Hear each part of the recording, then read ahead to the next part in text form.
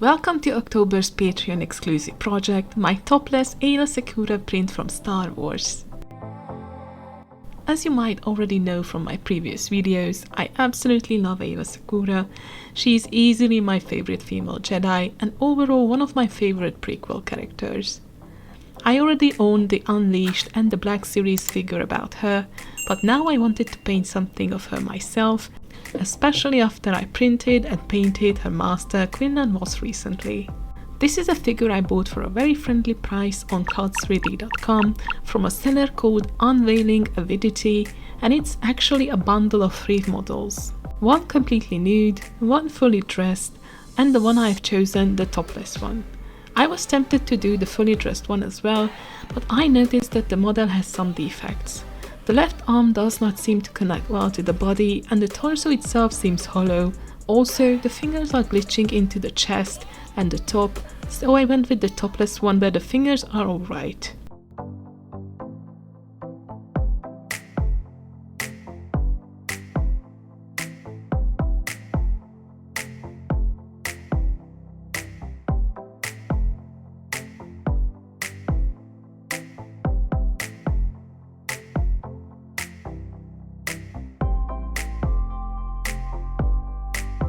I wasn't sure how the printer could work with that, but I wanted to give it a try. But there was no freaking way for me to experiment with this for a 14-hour printing time, so I cut the figure in half. I forgot how to do it in Blender, of course, and I couldn't learn it for the life of me, so I downloaded a different program, Mesh Mixer, to do the job. As usual, I messed up, as it later turned out, because I think I did not select her ears properly, so I had to sculpt it later myself. But I was able to fill the torso. Printing took a lot less time like this, and after washing, removing the supports and curing, I could finally start working on her. I have to be honest, the print came out in a rough shape. I always seem to overdo the supports and they leave so many bumps even after I try to heat up the print with a blow dryer. It takes endless scrubbing and sanding to even out the surface.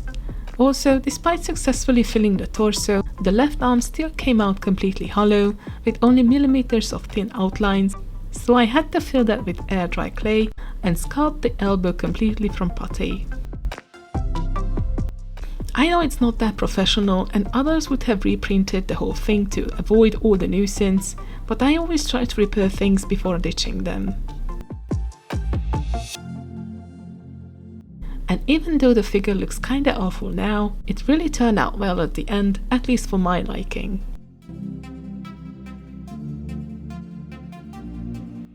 I also drilled and pinned the 2 parts together so that I can smooth out the lines where they connect, and I could start priming and painting.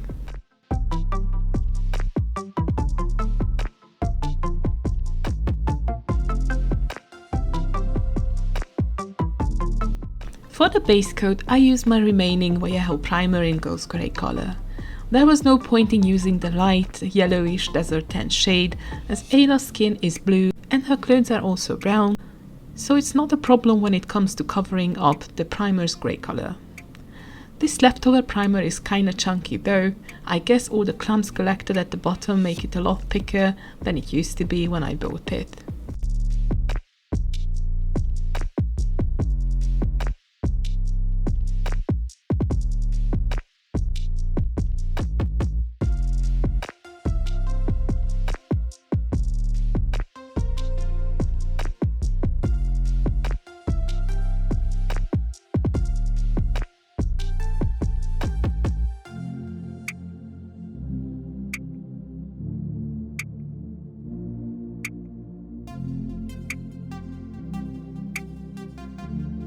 I started to paint from the top to bottom again, just like I did with Quinlan. It's easier to hold the figure like this. And I was excited to paint her skin. I love both the blue and the brown colors, so painting her was a joy for me.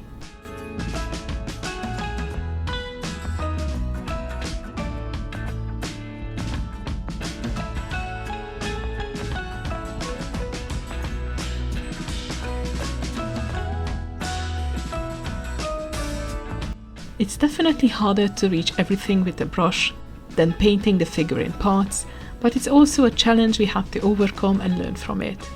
The list of the colors I'm using will be, as usual, in the description down below.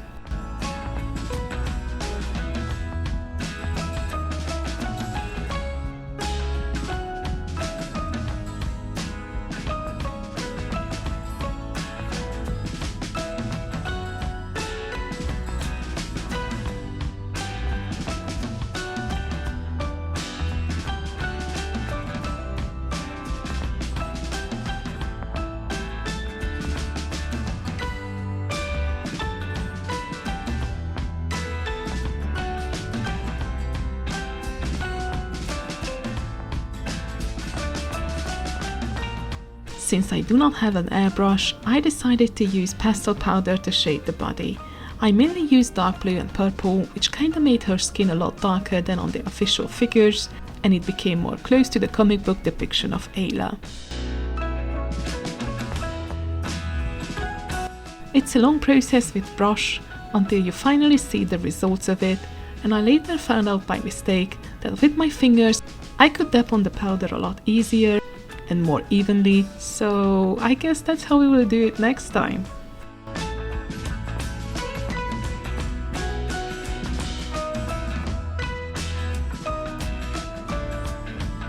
I proceeded with her leather headpiece. I had multiple concerns.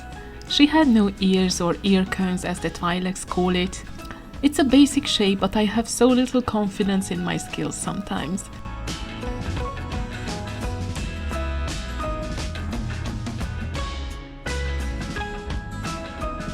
Also, as I noticed, I messed up even more by editing the model digitally, as the straps on the lekus are also missing, and I had no idea what to do with that.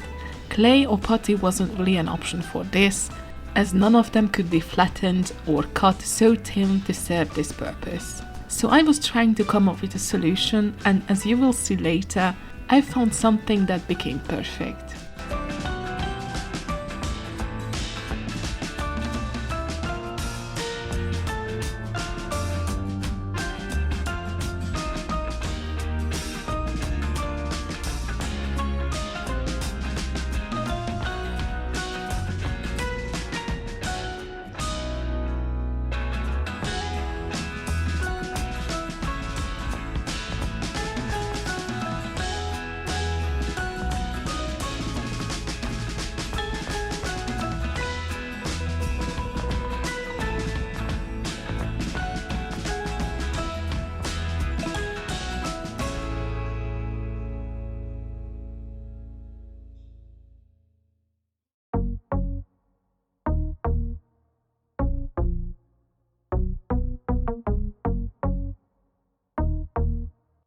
I had to be very careful with painting the pants and the belt, as the skirt was only a very thin layer of resin and was prone to break. I'm actually surprised I've never broken it while working on the figure.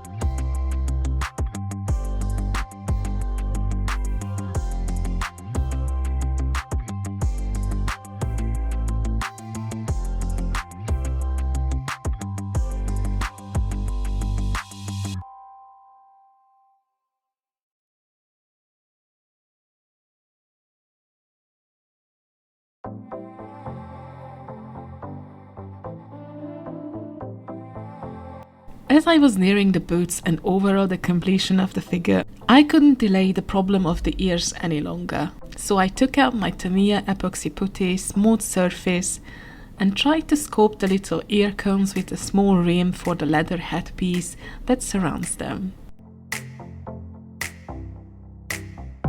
It went easier than I thought and even stuck to the surface immediately with the super glue so I could paint it.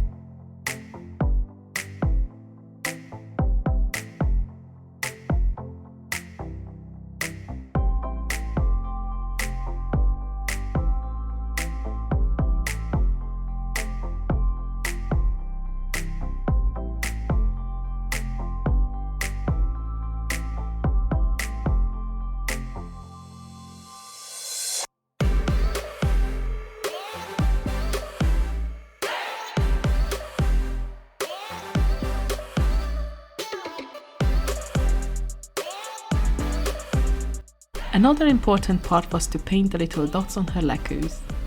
Some artworks and artists paint them round, some as little squares, while others completely omit them.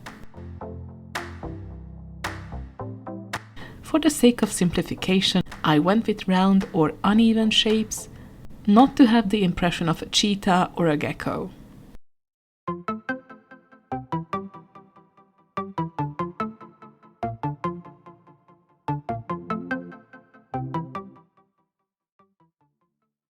Three hours later.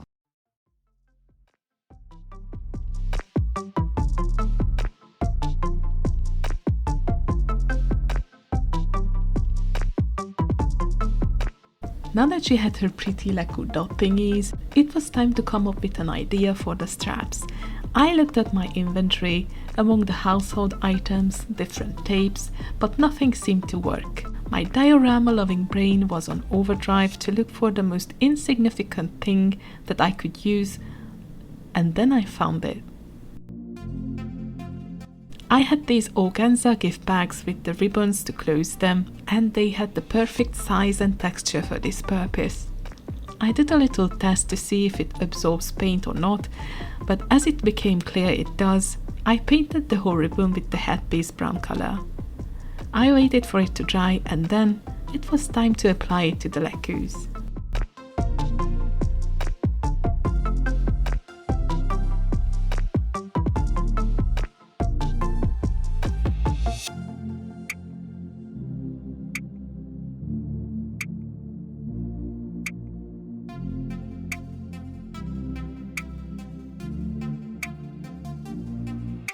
I would be lying if I said I didn't have a mixture of anxiety, anger and desperation inside, as no matter how I twisted and turned the ribbon, it didn't seem to fit. I loved how the dots turned out and I did not want them to be messed up by paint or glue. I don't know how long it took me to apply them to the leggings, but they definitely were among the most complicated things to do on this figure.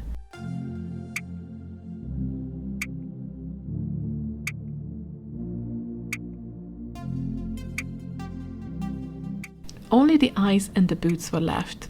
In hindsight, I should have used an ID card for this, even though I prefer hand painting the eyes nowadays, as I wasn't really satisfied with the result. I did not like the lips either. First I tried to paint them pink, as shown in the comics, but that looked dreadful, so I repainted that with the skin color and applied pastel powder instead. Still not the best, but I ran out of ideas. I attached 2 more straps from the ribbon to the belt too, And after the boots dried, I pinned and glued her legs to a 3D printed base, my go-to round base I mostly use for my figures.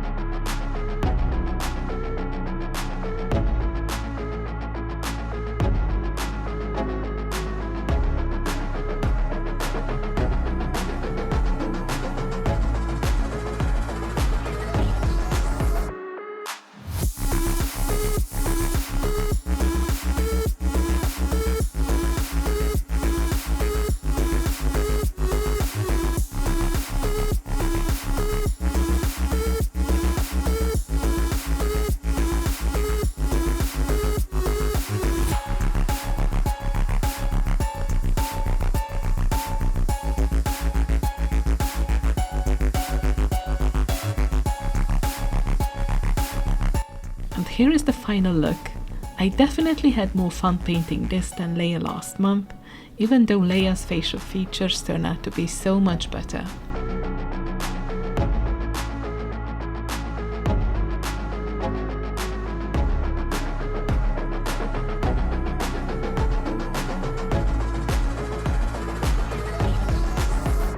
Anyway, it was a good learning experience to experiment, to look for alternative solutions and trying to save a figure that looked beyond repair. I hope you liked this video. Don't forget to like and subscribe to the channel and to Patreon for more exclusive projects. Thank you for watching.